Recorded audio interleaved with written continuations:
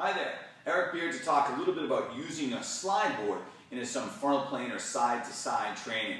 It's a wonderful tool to use, but what I found is many people are not really ready to utilize it in their program because they're not comfortable with side-to-side or frontal plane movements, or they just don't have the hip mobility or stability to take advantage. So we're going to start out with some lower level applications of slide board work and then build up from there.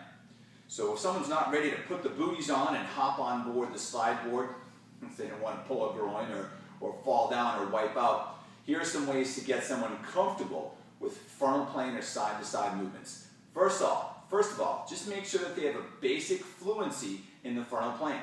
This is going to occur off the slide board. Even before I teach lunges or any sort of multiplanar standing movement, I will kind of anchor to this movement here.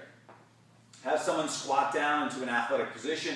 Cervical spine neutral, lumbar spine's neutral. We're just going to step out to the side. I want 80 or 90% of my weight right here in this hip and this thigh, and then to come back in. So we're teaching them to load the stance leg, to reach out, and then come back in. Once they get this for 8 or 9 reps, repeat that on the other side. Our next progression, athletic stance, go out, over, back, and then up. We're shifting our load from hip to hip.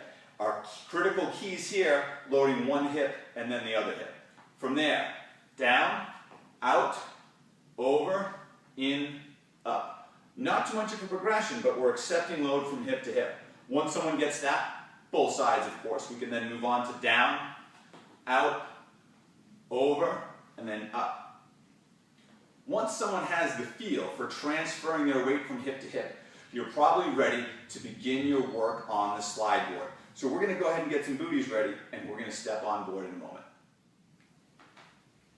Start out with your booty on one foot. The other foot's going to be on the ground. Controlled athletic stance, and you want them to load this stance leg with 80 or 90% of their weight and just begin to reach out. If they need some stability, they can use a dowel or a viper. For you viper fans, of course, there are wonderful applications to using contralateral movement in the hip and shoulder, but for now we're just using it for balance. And we're just teaching someone to abduct the hip, to stabilize and come back in. From a fatigue standpoint, the stance leg is getting most of the work, but we're teaching someone to move in the frontal plane and then stabilize on the stance leg here. We'll try that in each direction to make sure there's as much balance as possible. You'll notice that all of us probably move better on one hip than another. Next, I like to add the lateral resistor from Perform Better. It's one of the more comfortable tools for adding resistance around the ankles. Assume that quarter squat or athletic stance, abduct, and adduct. So we're getting concentric action, but also a nice eccentric control, as well as isometric action on this stance leg. Of course, you can do curls, PNF patterns, anything you want to do on the stance leg, or just smile.